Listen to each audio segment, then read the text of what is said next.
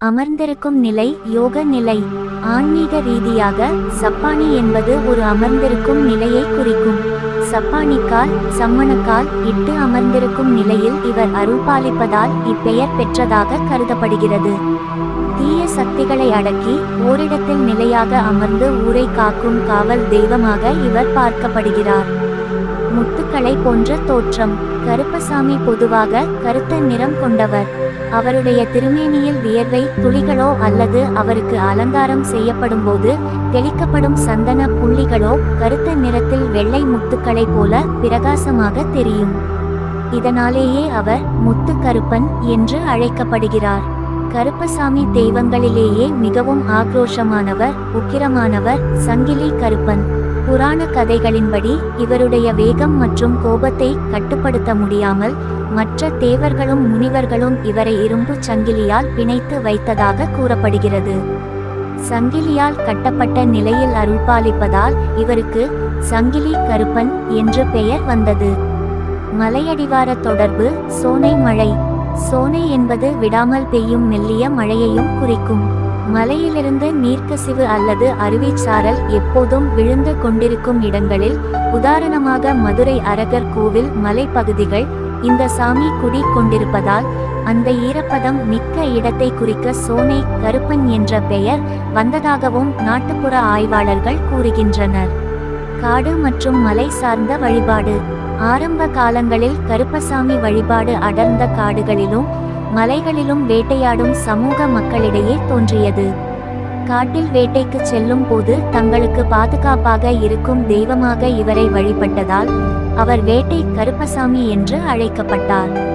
புனுகு சட்டம் சாத்துதல். கருப்பசாமிக்கு செய்யப்படும் அபிஷேகங்களில் புனுகு ஒரு வகை நறுமண பொருள் மிக முக்கியமானது.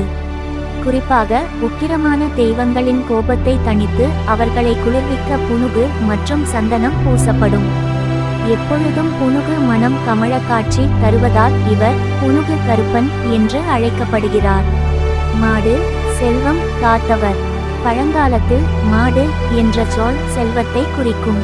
கால்நடைகளே மக்களின் பெரும் செல்வமாக இருந்தன. காடுகளில் மேய்ச்சலுக்கு செல்லும் மாடுகளை வனவிலங்குகளிடமிருந்தும் திருடர்களிடமிருந்தும் காக்கும் தெய்வமாக இவர் வழிபடப்பட்டார். செல்வத்தை மாட்டை காப்பவர் என்பதால் இப்பெயர் வந்திருக்கலாம் என்ற கருத்தும் உண்டு. துறவி கோலம். ஆண்டி கோலம். ஆண்டி என்ற சொல் உலக பற்றை துறந்த ஒருவரை குறிக்கும். கருப்பசாமி பொதுவாக வீரமான அலங்காரங்களுடன் காட்சி தருவார். ஆனால் சில கதைகளின்படி அவர் ஒரு கட்டத்தில் அனைத்து அலங்காரங்களையும் துறந்து கையில் தண்டாயுதம் ஏந்தி திருநீறு பூசி ஒரு துறவியைப் போல ஆண்டி கோலம் உருவெடுத்தார். இந்த எளிமையான மற்றும் ஆன்மீக கோலத்தை குறிக்கவே ஆண்டி கருப்பன் என்று அழைக்கப்படுகிறார். எல்லை காவல் வீரம். கிராமப்புறங்களில் எல்லையை காக்கும் தெய்வமாக இவர் விளங்குகிறார். ஊருக்குள் நுழையும் பகைவர்களையும் கண்ணுக்கு தெரியாத தீய ஆவிகளையும் தனது வீரத்தால் விரட்டியடிப்பவர் என்பது மக்களின் அசைக்க முடியாத நம்பிக்கை. எல்லை வீரர் என்பதே காலப்போக்கில் வீர கருப்பசாமியாக நிலை பெற்றது. 18ஆம் படி கருப்பசாமி தொடர்பு. மதுரை அரகர் கோவில் கோபுர வாசலில் வீற்றிருக்கும் 18ஆம் படி கருப்பசாமியையே மக்கள் அன்போடு பெரிய கருப்பசாமி என்று அழைக்கிறார்கள். அவர் 18 படிகளுக்கும் அந்த எல்லைக்கும் அரசனாக விளங்குவதால் ஒட்டுமொத்த காவல் தெய்வங்களின் தலைவராக பெரிய கருப்பசாமி போற்றப்படுகிறார். சமயம். பார்த்து வருபவர், நேரத்திற்கு உதவுபவர்.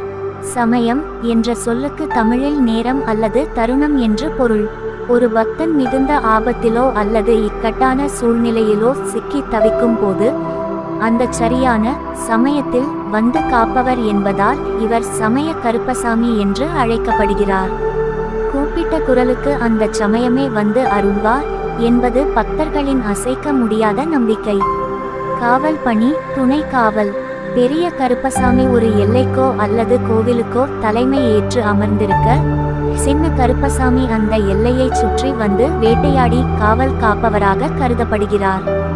அண்ணன் ஆணையிட தம்பி அதை செய்து முடிப்பவர் என்ற நம்பிக்கையில் சின்ன கருப்பன் என்ற பெயர் வழங்கப்படுகிறது. பழங்காலத்தில் மன்னர்கள் தங்கள் நாட்டு பாதுகாப்பிற்காக பிரம்மாண்டமான கோட்டைகளை கட்டினார்கள். அந்த புகழ்பெற்ற கோட்டைகளின் வாசல் மற்றும் 4 திசைகளிலும் தீய சக்திகளோ எதிரிகளோ நுழையாமல் இருக்க கருப்பசாமியை பிரதிஷ்டை செய்தார்கள். கோட்டையை காக்கும் முதன்மை தெய்வமாக விளங்கியதால் இவர் கோட்டை கருப்பசாமி என்று அழைக்கப்படுகிறார். சிவகங்கை மாவட்டம் திருப்பாச்சேத்தி அருகே உள்ள மாரநாடு என்னும் கிராமத்தில் இந்த கருப்பசாமி மிகவும் பிரபலம். ஒரு ஊரின் பெயரையே தெய்வத்திற்கு அடைமொழியாக வைத்து அழைக்கும் வழக்கப்படி மாரநாட்டில் அருள்பாலிப்பதால் இவர் மாரநாடு கருப்பசாமி அல்லது மருவி மாரடி கருப்பசாமி என்று அழைக்கப்படுகிறார். ஒரு பிரபலமான கதையின்படி பாண்டிய மன்னன் ஒருவன் கேரளாவிற்கு சென்றபோது அங்கிருந்த ஒரு சக்தி வாய்ந்த கருப்பசாமியின் வீரத்தை கண்டு வியந்து அவரை தன் நாட்டிற்கு வருமாறு அழைத்தான். ஒரு பெட்டிக்குள் ஆவாகனம் செய்யப்பட்டு வந்த அந்த தெய்வம் எல்லையை காக்கும் பொறுப்பை ஏற்றதால் மலையாள கருப்பசாமி என்று நிலை பெற்றார். வானளாவிய தோற்றம் விஸ்வரூபம். ஆகாயம் என்பது எல்லையற்ற வானத்தை குறிக்கும். நாட்டுப்புற கதைகளின்படி கருப்பசாமி அதர்மத்தை அழிக்க முற்படும்போது வானத்திற்கும் பூமிக்குமாக பிரம்மாண்டமான விஸ்வரூபம் எடுத்ததாக சொல்லப்படுகிறது. அவரது தலை ஆகாயத்தை தொடும் அளவுக்கு உயர்ந்து நின்ற அந்த பிரம்மாண்ட கோலத்தை குறிக்கவே ஆகாய கருப்பன் என்று அழைக்கப்படுகிறார். மாயாண்டி மாயக்கருப்பன் தொடர்பு. தென் மாவட்டங்களில் மாயாண்டி வழிபாடும் கருப்பசாமி வழிபாடும் சில இடங்களில் ஒன்றிணையும். மாயாண்டி என்பது சிவபெருமானின் ஒரு வடிவமாக கருதப்பட்டாலும் கருப்பசாமியின் தீவிரமான மற்றும் மந்திர தந்திரங்கள் நிறைந்த வடிவத்தை மக்கள் மாய கருப்பசாமி என்று போற்றுகிறார்கள். மண்டு அடர்ந்த பகுதி இருப்பிடம்.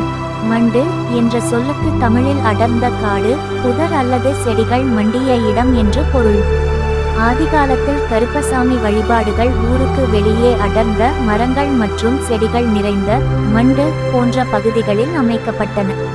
அத்தகைய அடர்ந்த காடு அல்லது புதர்களுக்குள் குடிக்கொண்டு ஊரை காப்பதால் இவர் மண்டு கருப்பசாமி என்று அழைக்கப்படுகிறார். மயான காவல் மாசானம்.